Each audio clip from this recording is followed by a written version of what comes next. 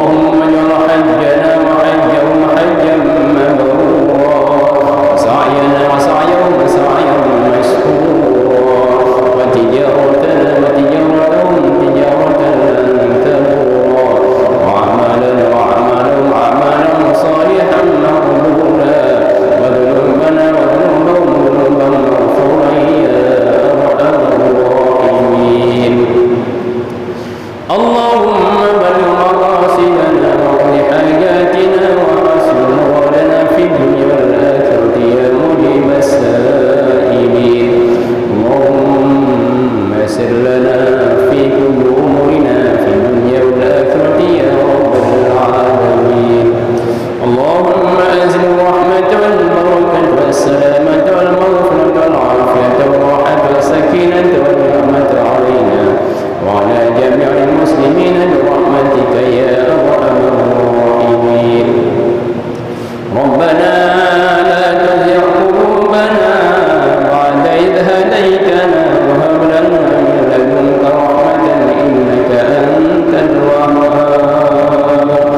ربنا هب لنا من أزواجنا وذرياتنا قرة أعين واجعلنا للمتقين إماما ربنا آتنا في الدنيا حسنة وفي الآخرة حسنة وقنا عذاب النار وصلى الله على سيدنا محمد وعلى آله وصحبه وسلم والحمد لله رب العالمين الفاتحة ورحمة الله أعوذ بالله من الشيطان الرجيم بسم الله الرحمن الرحيم الحمد لله رب العالمين الرحمن الرحيم مالك يوم الدين إياك نعبد